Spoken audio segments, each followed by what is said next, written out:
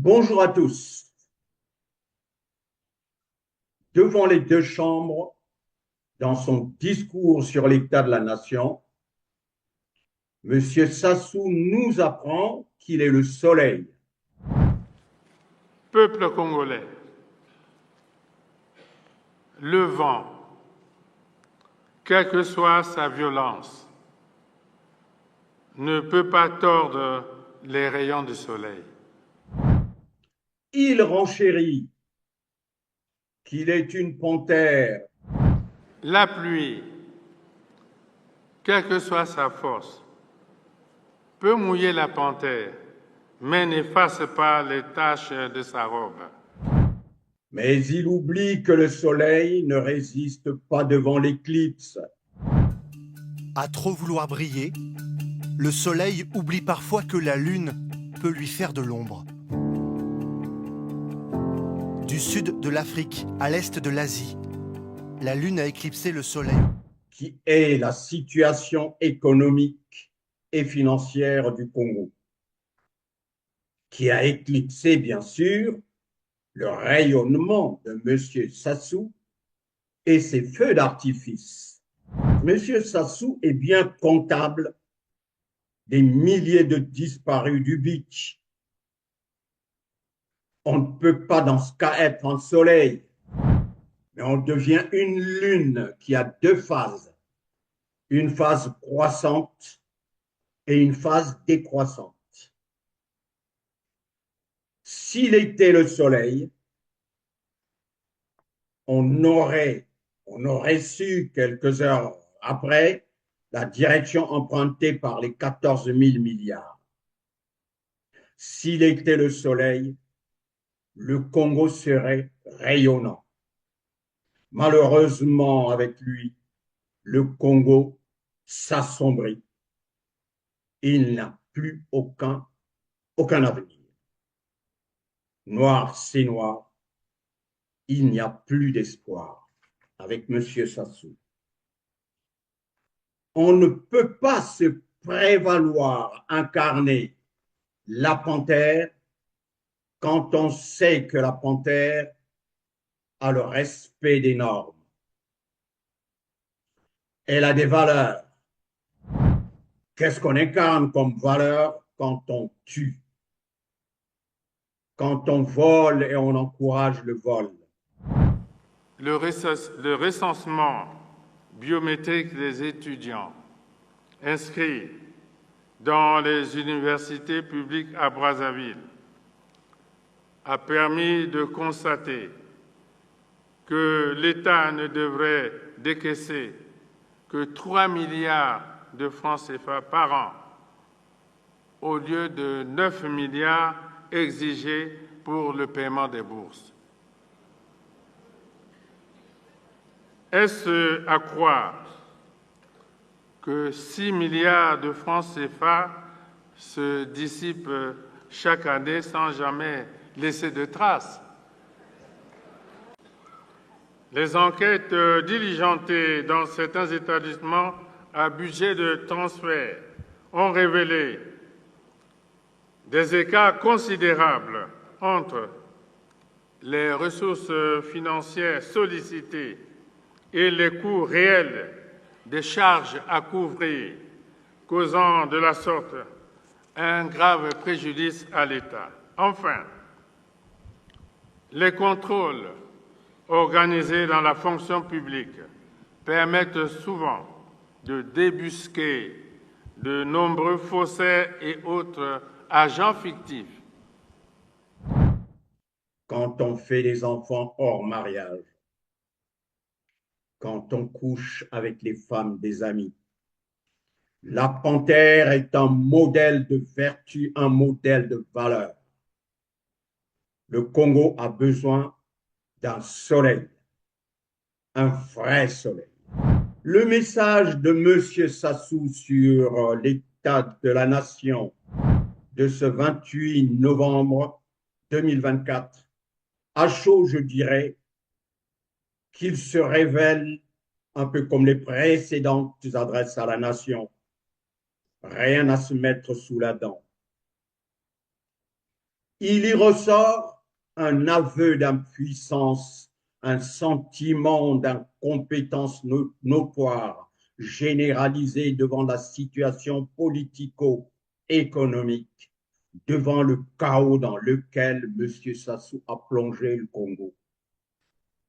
Ce message n'a qu'un seul objectif, mettre en relief les avancées, les contre-performances, surtout les échecs de l'année de la jeunesse de Brazzaville. L'année de la jeunesse, en réalité, c'est pas dit comme ça, mais c'est la conséquence pratique, va se dérouler sur 2024, 2025 et jusqu'à 2026. Sans langue de bois, il est clair que l'objectif de 100 000 emplois, qui est celui qui a été fixé par le gouvernement, ne sera vraisemblablement pas réalisé au 31 décembre. Parce que M. Sassou s'adresse beaucoup plus à la jeunesse de Brazzaville, qui lui fait peur, qu'à tous les Congolais. Il s'adresse à la jeunesse de Brazzaville, je disais, pas aux retraités sans pension, pas aux Congolais malades qui restent sans soins médicaux, pas à la jeunesse rurale située à des centaines de kilomètres de Brazzaville,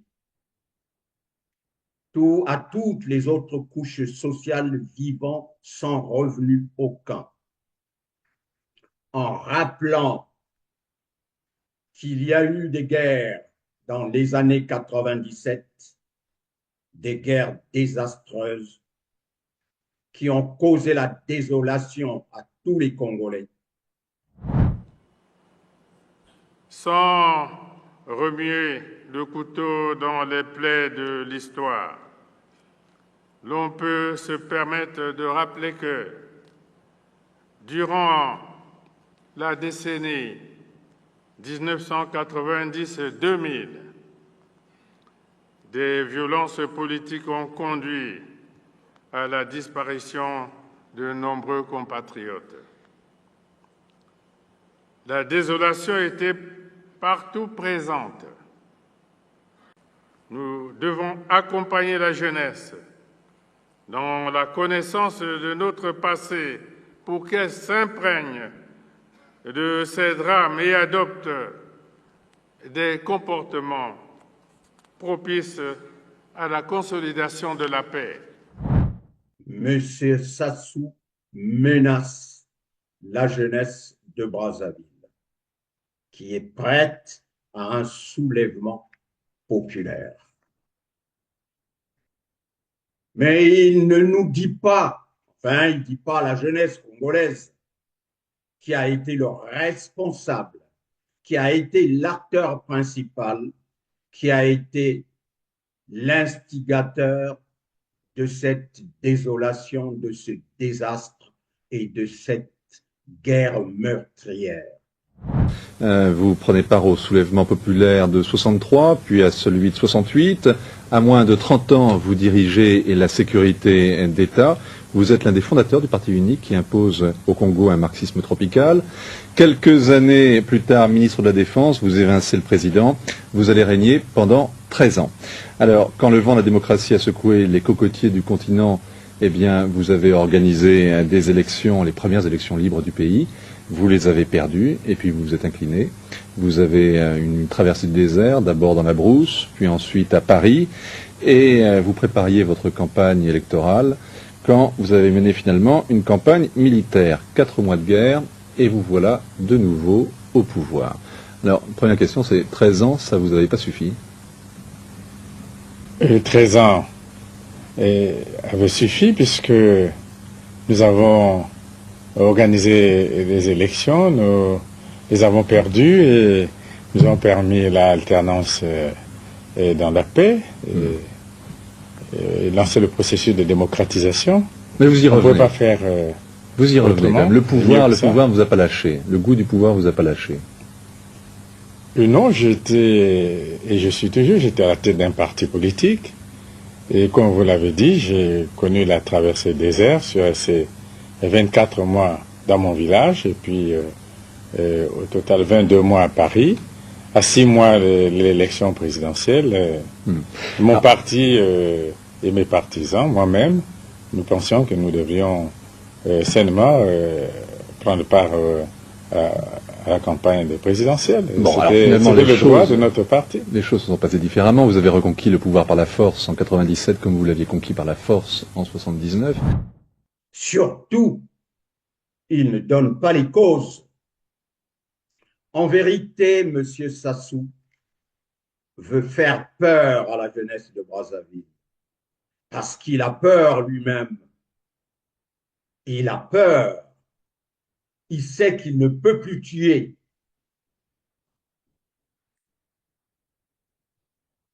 Il sera condamné, poursuivi par la communauté internationale.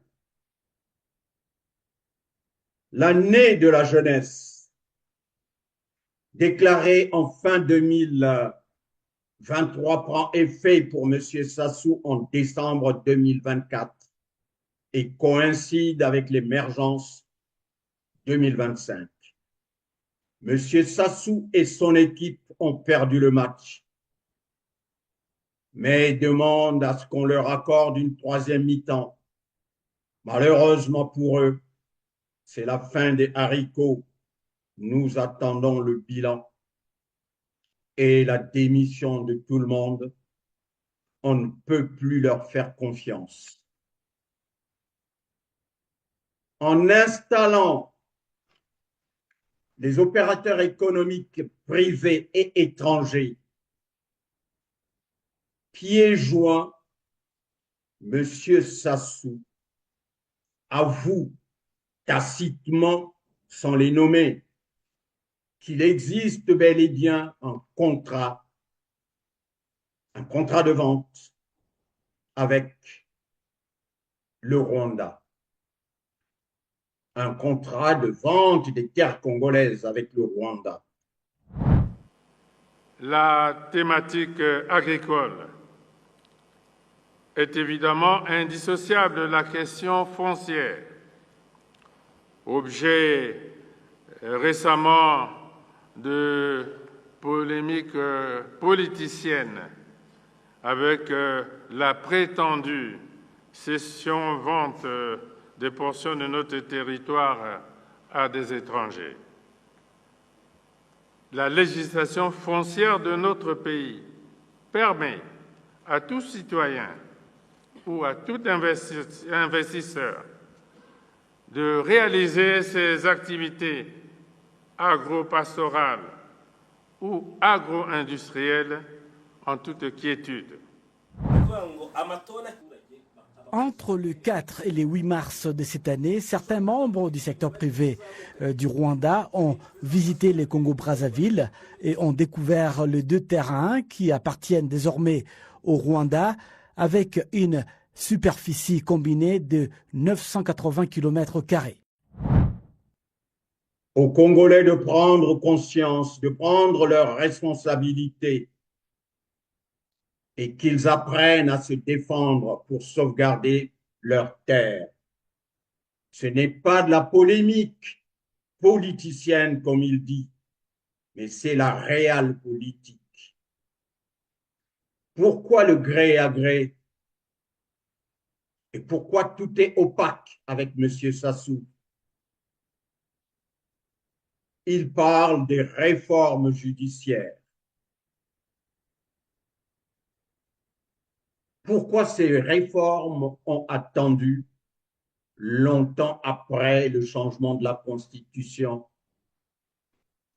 Les réformes devaient être faites au même moment que la Constitution.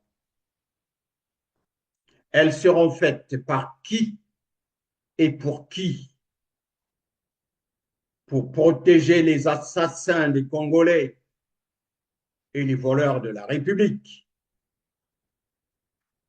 Ils sont faits rien que pour protéger la famille et non les Congolais, parce qu'on sait ce que c'est que la justice au Congo. M. Sassou aborde superficiellement la crise de la trésorerie sans parler des causes.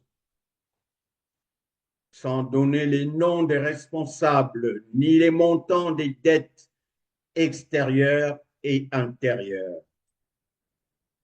M. Sassou ne peut pas comprendre que le rééchelonnement de la dette a entraîné une perte sèche de 700 milliards. Le panneau présenté manque certains paramètres. L'absence de premium et la liste des investisseurs manquent à ce dossier. Le rééchelonnement de cette dette plonge le Congo pendant longtemps dans l'inconnu. Il a fallu attendre 40 ans pour que M. Sassou aborde le sujet de la gouvernance économique. Il en espère 3,3 en 2024 et 3,8 en 2025. Mais avec quelle politique? Avec quel gouvernant? Pas les mêmes filous quand même, pas les mêmes voleurs. Il faut qu'il change de paradigme pour qu'il y arrive. Il n'y arrivera jamais avec les pilleurs.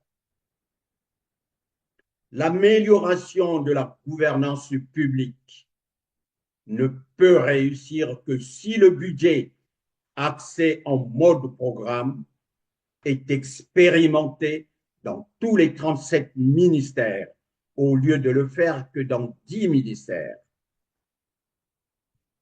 Les autres pays sont déjà outillés là-dessus. Et nous avons attendu 40 ans pour que M. Sassou parle de la gouvernance économique. M. Sassou demande à l'État congolais de trouver des finances pour des structures déjà financées par les budgets précédents lors des municipalisations accélérées. Souvenez-vous, les hôpitaux de Sibiti, de Wesso, de Djambala et le port de Leketi avaient déjà été financés pendant les municipalisations accélérées. Voilà que M. Sassou parle encore du financement de ces hôpitaux.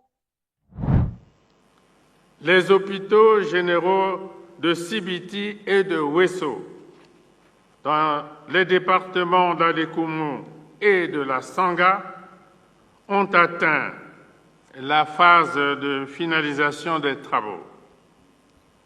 En 2025, seront lancés les travaux d'achèvement des hôpitaux généraux d'Imfondo et de Kinkala dans les départements de la Likwala et du Poul. Où est parti cet argent? Ces hôpitaux qui sont devenus des éléphants blancs? L'argent qui avait été prévu pour construire ces hôpitaux a disparu. Les voleurs sont dans la nature impunis et protégés. Ils parlent des différentes crises, pénurie de l'électricité, de l'eau potable, de carburant. Encore une fois, il oublie les causes. Qui est à l'origine de tout ça? Il oublie complètement les causes. Parlons de la gouvernance locale d'Oyo. Il est lui-même le patron d'Oyo. C'est lui qui gère Oyo. Et M. Sassou a créé une palmeraie dans son village natal qui est Oyo en vue de produire du savon et de l'huile de palme. Sauf que le savon de M. Sassou n'a jamais lavé de linge sale au Congo. L'huile de M. Sassou, l'huile de palme, n'a jamais été utilisée dans une cuisine ni congolaise de Brazzaville, ni congolaise d'en face. Monsieur Sassou devient un industriel et il ne s'arrête plus. Il implante une usine d'eau potable appelée Okessi. Encore une fois, dans son village natal, le marché existait pourtant, un très grand marché. Entre les deux Congos, il pouvait vendre son eau. Sauf que les Congolais n'ont jamais voulu boire l'eau de M. Sassou. L'eau est tellement souillée que les Congolais n'en ont pas voulu. M. Sassou installe dans son village, Oyo, et tout est géré par lui-même. Cette fois-ci, il installe des vaches pour fournir le lait aux Congolais de Brazzaville et pour fournir la chair de viande. Aucun Congolais n'a jamais voulu manger la viande de M. Sassou ni boire le lait de M. Sassou parce que trop cher pour une production locale. Les vaches de M. Sassou sont devenues toutes maigres. Voilà la gouvernance dont M. Sassou parle. Quand on ne peut pas gérer une petite localité comme Oyo, quand on ne peut pas gérer une petite palmeraie, une petite usine de fabrication d'eau potable, gérer les simples vaches, M. Sassou ne peut pas parler de la gouvernance nationale. Il ne sait pas ce que c'est qu'une gouvernance. Tout ce qu'il sait, c'est le vol. Des centaines de milliers d'euros, de millions d'euros évaporés dans ce qui s'apparente au pillage de tout un pays où le revenu moyen par habitant n'atteint pas 5 euros par jour. Le premier volet de cette enquête, intitulé « Le président, l'intermédiaire et les millions envolés », raconte comment l'arrestation de cet homme d'affaires, Lucien Ebata, un proche du président Denis Sassou Nguesso, mis en examen en France en 2021 pour blanchiment et corruption active, comment son arrestation a permis la mise au jour d'un puissant système financier occulte au profit du clan du président Denis Sassou Nguesso, arrivé au pouvoir pour la première fois, on le rappelle, en 1979, une affaire qui a commencé en janvier 2012 à l'aéroport de Roissy où Lucien Ebata s'était fait arrêter en possession de sommes stupéfiantes en liquide, 182 000 euros et 40 000 $ en espèces non déclarées, au cœur de ce système de détournement présumé. Une société, la société de Lucien Ebata, la société Orion, du nom de la constellation symbolisant la force dans la mythologie grecque. Une entreprise moins poétiquement immatriculée aux Seychelles avec l'aide du cabinet d'avocats Mossack Fonseca, un nom qui vous dit sans doute quelque chose puisqu'il s'agit de la société qui s'est retrouvée au cœur du scandale d'évasion fiscale des Panama Papers. Depuis 50 ans au pouvoir, vous avez négligé l'agriculture, vous avez négligé la formation des cadres de précision, l'éducation, la santé. Quel était l'objectif? De prendre les armes dans les années 90 pour renverser le pouvoir en place et déclarer la guerre à un État. Vous avez investi dans des grands travaux. Le stade de Kitélé a coûté 380 milliards avec une main-d'œuvre chinoise de 1500 hommes, alors qu'il y avait la jeunesse congolaise à Brazzaville. On pouvait leur apprendre à travailler. Le métier de construction, le métier de maçon, ça ne demande pas des diplômes. Vous avez construit un viaduc qui a coûté 103 milliards, un viaduc qui n'a rien apporté au trésor public, un viaduc construit sur une zone marécageuse qui ne tiendra jamais 100 ans. Ils ne savent pas investir ou ils sont mal conseillés. Mais je pense qu'ils sont nés beaucoup plus voleurs qu'investisseurs. Les 12 hôpitaux construits dans les 12 départements n'ont jamais été opérationnels et demandent encore des financements. Monsieur Sassou demande à ce qu'on prévoie des financements dans le budget 2025 pour finaliser les hôpitaux de Djambala, Wisso et Sibiti, et peut-être même encore le port de Leketi, qui ne fonctionne pas du tout. Le ministère des zones spécifiques et de la diversification avait reçu une allocation d'1 milliard, j'en ai déjà parlé, 1,205 milliard. Combien a été décaissé et sur quels sites ils ont investi? On ne trouve rien du tout. Quels sont les travaux, les grands travaux qui ont été effectués en 2024? Et pourtant, ils ont reçu un budget de 122 milliards 296 millions. On n'a rien vu. Toute l'année 2024, M. Bouya n'a rien construit qui puisse consommer les 122 milliards 296 millions.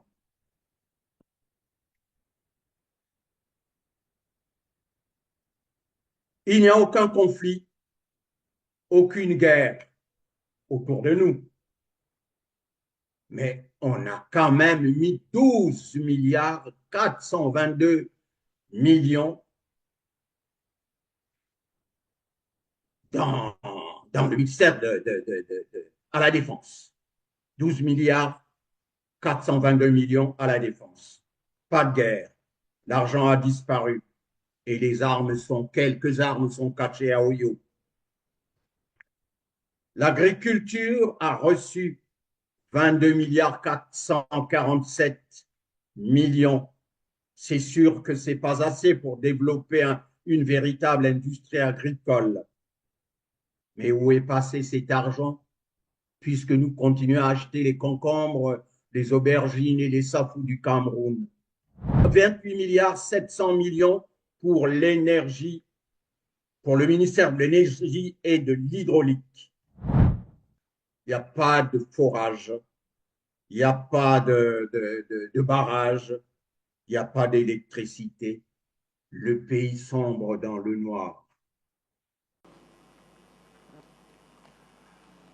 Je dois tout aussi rappeler que le projet Eau pour tous avait déjà réalisé 2865 forages sur les 4853 convenus.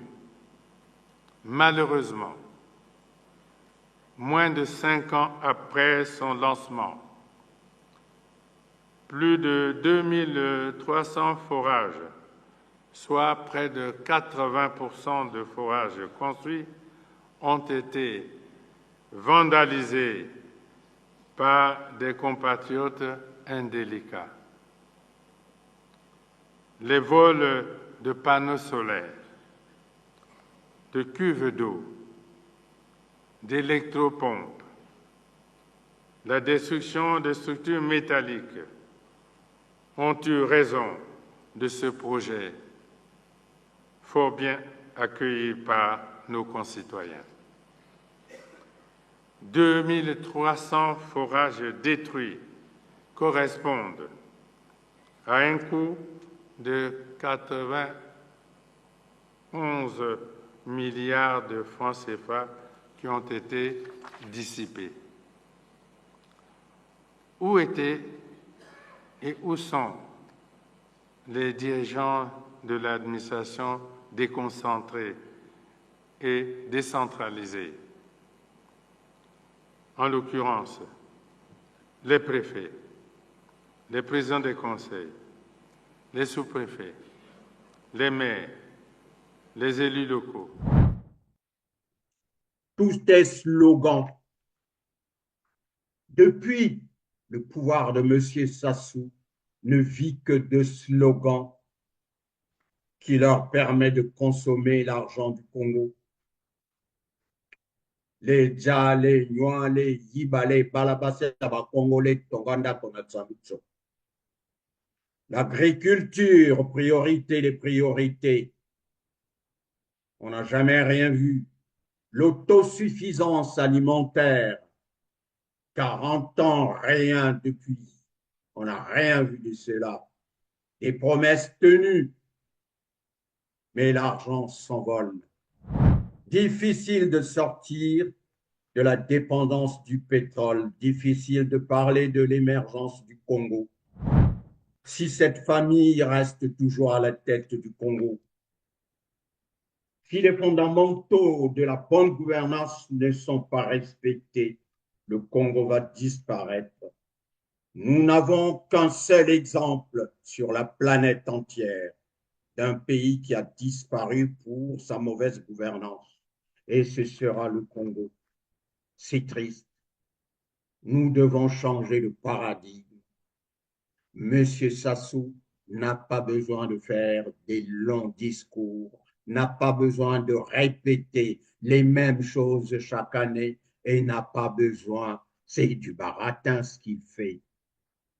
Surtout quand on a 86 ou 87 ans, on n'a pas besoin de menacer la jeunesse, de promettre encore de les tuer parce que tu n'y gagnes rien. C'était ma conclusion. Charles Alexandre Sanga. Merci beaucoup.